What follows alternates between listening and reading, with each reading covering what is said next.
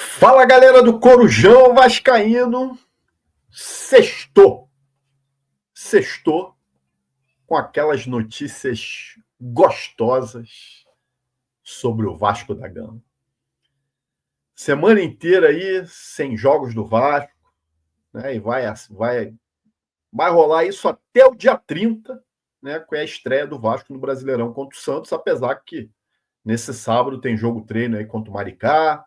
Provavelmente vai ter mais um jogo aí, um amistoso, um jogo treino pela frente, né? Mas jogos oficiais somente no dia 30 de março.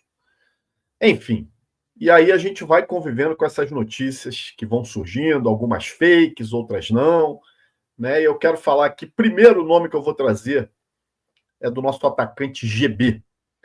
Depois daquela atrapalhada que o Vasco fez na tentativa de vender o atacante lá para o clube turco. E aí teve aquele rolo, né? Que o clube turco falou que ele tinha uma contusão, precisava de cirurgia.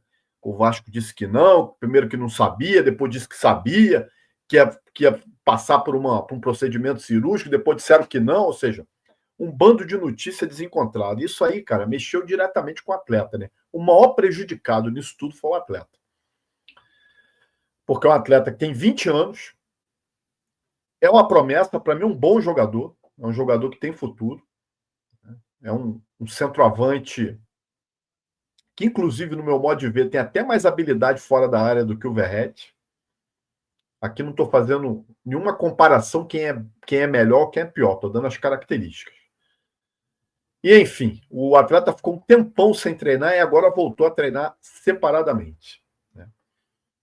A informação que eu tive é o seguinte: o Vasco vai emprestar o atleta para algum time da Série B. Já teve proposta. Então, acho que esse é o melhor caminho para o GB, porque ele não tem espaço em clube da Série A, né? Vai ser difícil vender ele para fora agora, né? Por conta desse rolo que deu, né? O Vasco tinha a opção de voltar ele para o sub-20, porque ele ainda pode cumprir esse ano inteiro no sub-20, mas o entendimento melhor é um empréstimo para algum time da Série B. E aí sim, o GB provando, né, nesse time que ele for, que ele está bem fisicamente, né? De repente fazendo uma boa temporada aí, fazendo gols, que é a função dele, e aí voltar para o Vasco, e aí sim o Vasco tentar uma venda futura. Agora, porra, que foi uma atrapalhada, foi, né? Maurício Lemos, nosso zagueiro, maior contratação para zaga nessa janela, que até agora jogou aí, porra, 10, 15, 20 minutos, sei lá quanto. Né? Saiu até uma minutagem da galera que foi contratada, ele está lá embaixo, né? Desde que chegou. A ideia do Vasco é preparar ele, né, durante esse período, já vinha sendo preparado, né? Provavelmente Maurício Lemos vai ser escalado como titular nesses jogos treinos que o Vasco vai fazer e deixar ele apto para a estreia do Vasco no Brasileirão contra o Santos. A ideia é essa: Maurício Lemos e JV formarem a zaga do Vasco. Eu acredito o seguinte: se ele tiver em forma, ele com certeza é titular dessa zaga. Porque ele é melhor do que o Lucas Oliveira, ele é melhor do que o Lucas Freitas, né? Ele é melhor do que o JV. Ele em forma, eu acredito que ele seja o melhor zagueiro que a gente tem. Não acho nada espetacular. O problema é que os nossos zagueiros são bem ruins. Então, qualquer um que chega ali, nota 6,5, 7, é disparado melhor e titular absoluto. Então, é o caso, no meu ver, do Maurício Lemos. Então, a ideia do Vasco é deixar ele pronto para a estreia do Brasileirão no dia 30 contra o Santos. Vou trazer aqui uma notícia que saiu hoje, né? Essa notícia, na verdade, já está rolando aí há algum tempo sobre o empréstimo do Lucas Eduardo para o Cuiabá. A notícia que saiu hoje é que o Vasco vai emprestar o Lucas Eduardo com opção de compra de R$ 1,5 milhão por 50% dos direitos econômicos do atleta.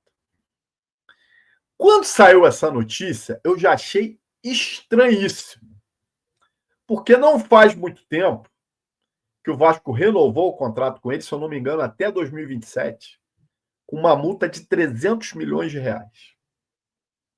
E aí vem dizer que vão emprestar ele para o Cuiabá com preço fixado de 1,5 milhão de reais, ou seja, 200 mil dólares por 50%, 250 mil dólares por 50%. Então, ou seja, o preço do jogador é 500 mil dólares. Porra, tá de brincadeira. Eu fui atrás disso aí. Fui buscar informação sobre isso. E não há preço fixado no empréstimo do Lucas Eduardo para o Cuiabá. É a informação que eu tive. Depois vamos ver quem está com a razão. Porque quem plantou essa notícia hoje na mídia aí foi aquele jornalista Mulambo, que gosta de arrumar uma confusão. Já não é a primeira que ele joga aí na mídia para tumultuar o ambiente do Vasco, que nem precisa tumultuar, porque já é um ambiente tumultuado. O ambiente do Vasco já é esculhambado. Né? Já é um ambiente, porra, é uma pólvora, né? Só riscar um fósforo ali, explode tudo. Agora, jornalista Mulambo vai cuidar de Mulambo. Porra, vai se meter lá no Mulambo. Né? Vai falar do Fluminense, se quiser. Já não é a primeira vez que ele passa uma notícia errada. Vamos ver depois quem está com a razão. Eu estou dizendo que não há preço fixado no Lucas Eduardo, como não há preço fixado no empréstimo do JP para o Avaí, como não houve preço fixado do empréstimo do Leandrinho para o Al-Shabaab. Eu até entendo que os clubes, o Cuiabá, de repente, possa ter pedido isso, mas uma discrepância de valores entre o que foi firmado no contrato, da multa de rescisória, a multa rescisória, com esse valor que, segundo o jornalista Mulambo, foi isso aí que está no papel, é muito absurdo. Né? Muito absurdo. Então, não tem fundamento, e aí depois a gente vê quem está com a razão. Né? Capa do nosso vídeo de hoje, estou falando aí dos reforços que o Vasco vai tentar trazer após o fim dos estaduais, que terminam, acho que a grande maioria termina nesse fim de semana, né, com as segundas partidas aí das finais. Né? E aí está o nosso presidente Pedrinho. O que vocês acharam desse visual novo do nosso presidente Pedrinho aí? Tirou a barba, né? Parece que fez um preenchimento labial, não sei, estou brincando, né? Mas, pô, parece. Então, o que acontece, gente?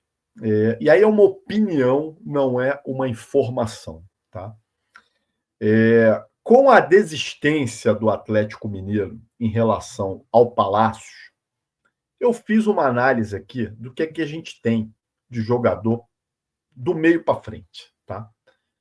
Que realmente possam ser utilizados como armadores, tá? Eu coloquei aí, ó, no meio, Coutinho, o Estrela, que está voltando de contusão, o Paulinho, que já jogou de meio atacante, pode jogar, o Jair, que já jogou de meio atacante, pode jogar, o Tietê, que já jogou de meio atacante, pode jogar, e o Maxime também, que foi contratado para isso. Né? Não estou colocando aí o Payet, né? Porque o Payet, em maio, um abraço, 5 de maio, termina o contrato dele, tá embora. Então nós temos, a princípio, tirando algum garoto da base aí, né? Você vê que eu estou colocando meio atacante, eu não estou colocando aí Hugo Moura, Cocão, Esforza, nada disso. Então nós temos aí 6 jogadores que possam fazer essa função. Né? Vamos trazer mais aqui. Jogadores de ataque, né, que possam jogar pela direita. A gente vai ter a volta do Adson, que já está treinando aí com o grupo. A gente tem o Garré, que é um meio atacante que joga mais pela direita. E o Ryan, que é um atacante que joga pela direita, pode jogar de centroavante também. Então nós temos 3 opções. Pelo lado esquerdo, a gente tem o Lloyd, que apesar do mapa de calor dele mostrar que ele jogou muito mais pela direita, o Carille, na última entrevista, veio dizer que o jogador falou para ele que gosta de jogar mais pela esquerda, então coloquei ele na esquerda. Tem o David, que está voltando de contusão, vai demorar um pouquinho mais, mas já está treinando com o grupo. E tem o Nuno, que entrou muito bem, dos 3 que vieram aí, que foi o que entrou melhor. Então nós temos também 3 opções pelo lado esquerdo. Né? E para ser centroavante, a gente só tem 2 opções. O Verrete e o Alex Teixeira. Aí, porra, vamos falar, porra, Dib, Alex Teixeira de centroavante? Volto aqui a citar o Carille. Quem falou de colocar o Alex Teixeira de centroavante foi o Carille também, na última entrevista. Que testaria o Alex Teixeira de centroavante, que via ele mais fazendo essa função do que qualquer outro. Então, nós temos dois. Na bem da verdade, na minha opinião, só temos o Verratti, tá? Porque o Alex Teixeira, para mim, não é reserva. Mas, enfim, tá aí. Então, dito isso, meus amigos, o que eu quero dizer, mostrar isso é o seguinte: o Vasco vai buscar oportunidades nessa janela que iniciou no dia 10, agora de março, e termina, se eu não me engano, no dia 17 de abril, salvo algum engano. Tá? A ideia do Vasco é dar uma mapeada, e isso já está sendo feito, né? E aí eu trago uma informação, né? O Vasco já tem alguns nomes mapeados dos estaduais, né? Do Rio de Janeiro, de São Paulo, dos principais estaduais, dos principais centros, né? E vai tentar buscar esses jogadores. Cara, é aposta. Tudo é aposta nesse sentido. A gente já falou aqui do zagueiro Thuram, né? Se falou aí desse Max do Sampaio Corrêa, que eu já apurei que não procede, né? E tem muito jogador aí, né, que a gente não conhece, né, que é papel dos scouts, dos grandes scouts do Vasco da Gama, né, de buscar para preencher essas lacunas. Quais seriam essas lacunas, no meu modo de ver? Precisariam de mais um zagueiro, isso é fato. Né? Precisaríamos de um lateral esquerdo, isso é fato. Um volante urgente, urgentíssimo, um primeiro volante, mas aí teria que ser um cara bom, não poderia ser aposta, né? Acho que foge um pouquinho dessa garimpagem nos estaduais, mas ok, vamos lá, vamos ver que dê sorte de achar um primeiro volante bom, que aí está crescendo aí na carreira, né? Meia, como eu disse aí para vocês, né? A gente tem 6 meias disponíveis. Se houver uma oportunidade de mercado, né, eu acho que o Vasco traria um meia. O próprio Palácios aí do Atlético Mineiro, ele já jogou de meia também. Ele faz um meia atacante pelo lado direito, mas já jogou de meia também. Né?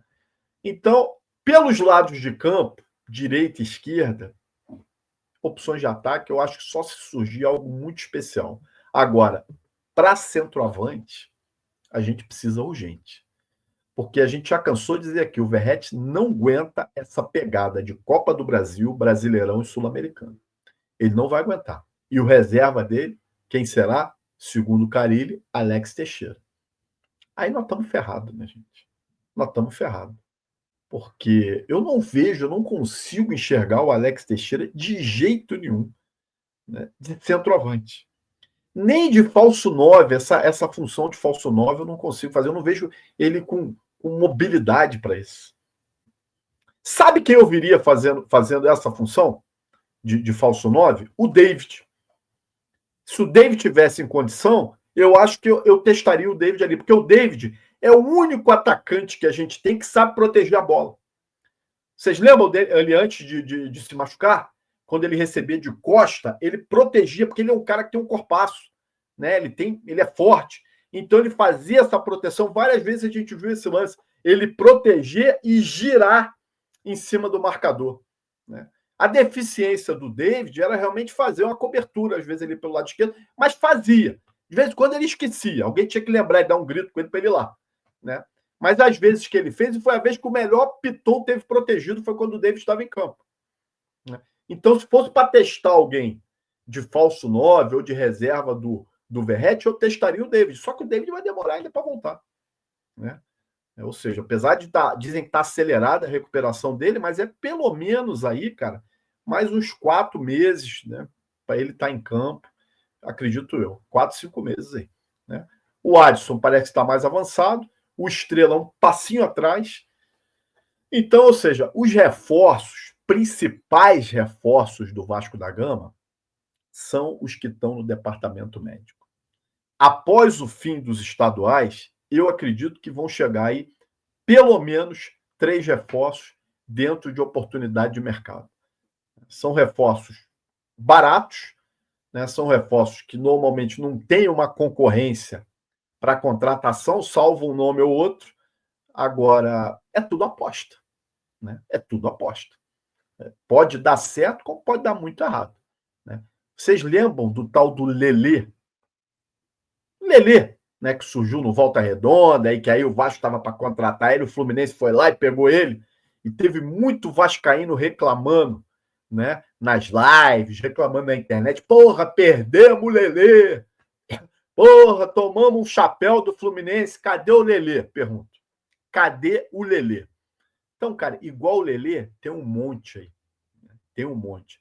Eu acho que de 50 jogadores aí que você contrata, né, dessa pescaria aí final de estaduais, cara, salva um, tá? Essa, para mim, é a minha visão.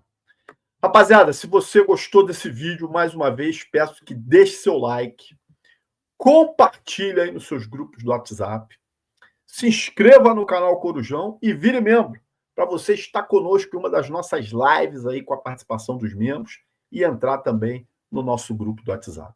Gente, um abraço e até a próxima.